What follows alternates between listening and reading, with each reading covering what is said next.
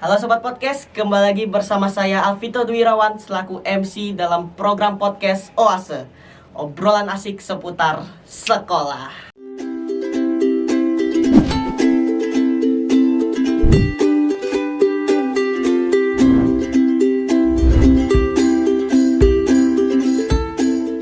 Siswa cerdas yang mengharumkan nama sekolah kita nih, luar biasa. Berikan tepuk tangan dulu.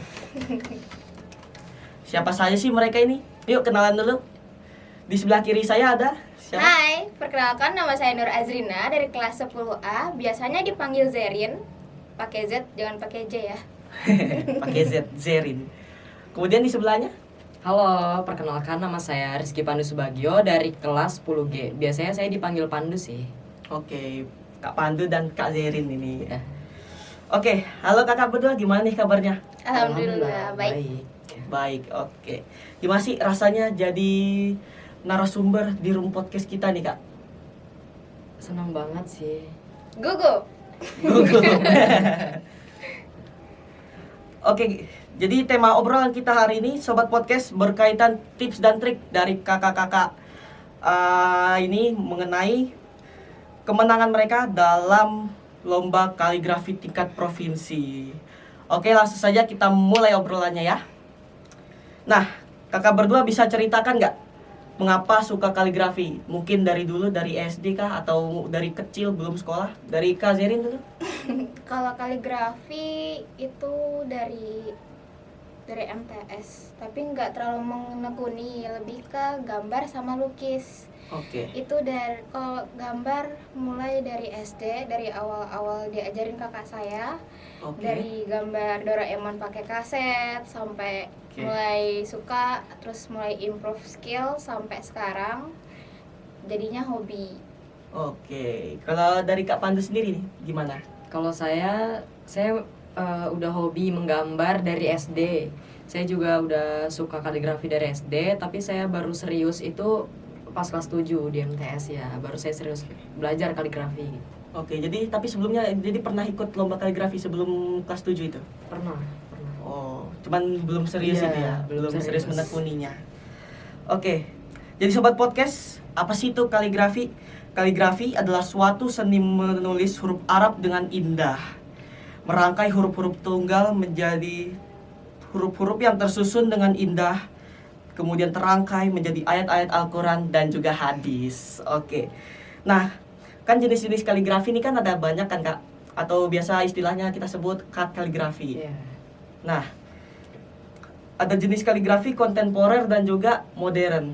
Nah, yang kakak lombakan kemarin itu apa sih jenisnya kak? Dari Kak Pandu. Lomba kemarin itu kita jenisnya kaligrafi kontemporer. Oke, kontemporer. Bisa dijelaskan nggak kak, apa sih itu kaligrafi kontemporer? Jadi itu kaligrafi itu sebenarnya seperti lukisan. Oke. Bisa lukisan pemandangan gitu. Habis itu digabungkan dengan ayat-ayat kaligrafi jadi lebih indah. Oh, jadi biar indah gitu. Oke. Kalau dari Kak Zerin? Sama aja, ikut kontemporer Oh, juga. sama aja kontemporer juga nih. Nah, apa sih perbedaannya menurut kakak berdua nih untuk persiapan lomba di kabupaten dan juga di provinsi? Dari Kak Zerin dulu. Dari silakan. segi waktu sih ya, kalau di kabupaten kita lebih luang karena ngerjainnya online juga, terus ngerjain Oke. di rumah. Jadi kayak waktunya lebih santai, kayak mau ngobrol asik juga oke aja. Sedangkan kalau misalnya di provinsi kemarin karena tempat duduk kita juga jauhan, jadi kayak teman ngobrol tuh susah. Jadi bawaannya gugup, terus waktunya juga terbatas, nggak seluang pas kita di rumah kemarin, pas di kabupaten. Jadi ya gitu, susah. Oke. Kalau dari Kak Pandu ini bagaimana? Kurang lebih sama ya, waktu juga karena waktu di kabupaten kan kita ada waktu seharian gitu untuk membuat kaligrafinya, terus di provinsi kita harus mengejar waktu gitu. Oh. Bisa kakak ceritakan nggak sih ini kak, berapa lama sih sampai kaligrafi yang kakak buat di balik papan selesai hingga penilaiannya? Dari Kak Pandu? Kita itu sekitar 7 jam. 6 jam ya? Enam Iya, lebih. 6 jam. 6. Wih, cepat juga dong ya. Terus 6 jam itu bagaimana itu kak rasanya itu? Panik. Panik. Iya, capek juga, pegel-pegel. Sakit pinggang. Itu hitungannya cepet ya harusnya untuk Iya. kaligrafi ya. Kalau dari Kak Zerin sendiri Sama aja, 6 Sama jam aja. lebih. 6 jam sampai kemudian nih setelah selesai kalian lomba kaligrafi tuh dari jam berapa tadi? Dari jam 2 sampai Dari jam 2 7. sampai jam 7. Oke, setelah itu penilaiannya kapan itu? Habis lombanya itu langsung penilaian, habis itu kita penutupan. Oh, oke, jadi langsung Selesai penilaiannya. malam itu juga. Oke. Kemudian nih Kak, bagaimana sih rasanya menjadi pemenang dari ajang perlombaan kaligrafi tingkat provinsi? Dari Kak Zerin dulu deh.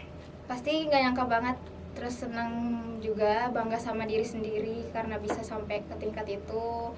Terus senang karena ngebanggain orang tua juga. Terus jadi motivasi juga buat saya buat lebih berkembang di keesokan hari sampai hari-hari berikutnya sampai nanti. Oke. Terus dari Kak Pandu tuh bagaimana perasaannya nih jadi pemenang? Yang pastinya seneng banget, terus tuh nggak nyangka juga kan perjuangan selama ini juga membuahkan hasil. Terus Iya. seneng juga bisa mengharumkan nama sekolah gitu sih. Iya, juara 1 lagi. Kemudian Kak Zerin juga juara 3, luar biasa, hebat. Kemudian nih Kak, apa saja nih kemarin hadiah yang kalian dapatkan? Dari Kak Pandu dulu.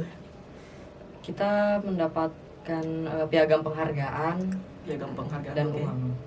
Dan juga uang tunai ya. Iya. Kalau Kak Zerin? Sama. Oke, sama.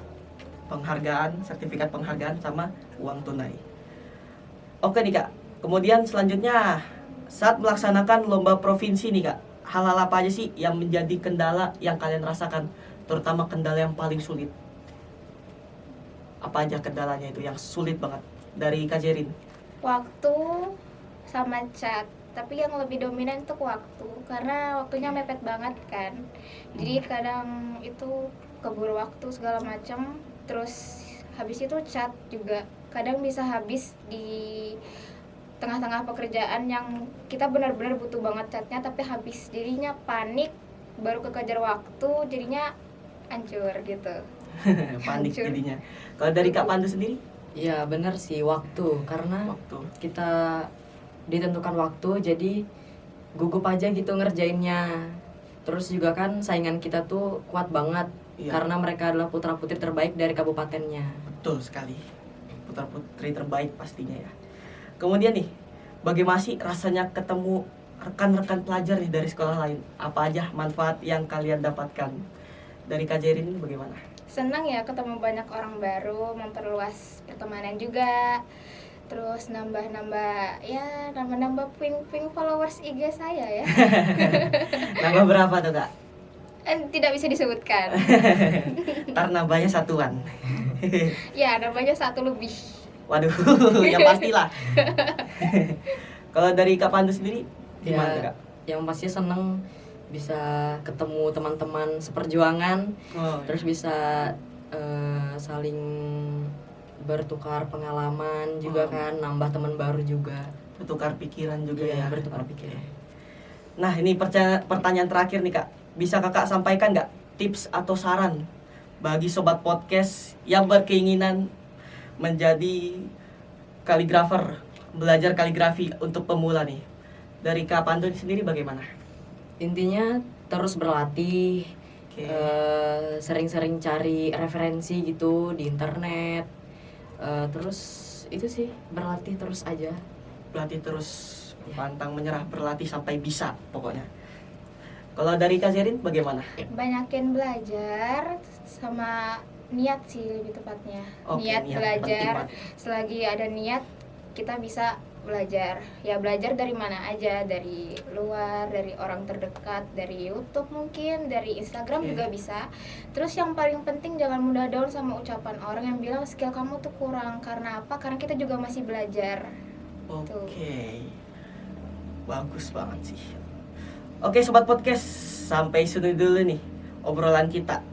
Terima kasih ya kakak-kakak yang mau menerima menjadi narasumber di Room Podcast ini. Terima kasih Kak, sukses selalu. Sama-sama, amin.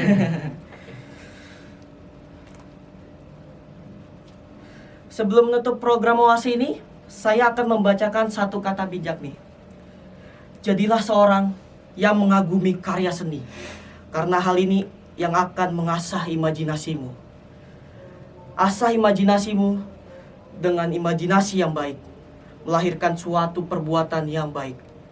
Dan perbuatan yang baik akan memberikan manfaat bagi diri sendiri dan juga orang lain. Sekian dari saya MC, pamit undur diri. Mohon maaf atas segala khilaf. Wassalamualaikum warahmatullahi wabarakatuh.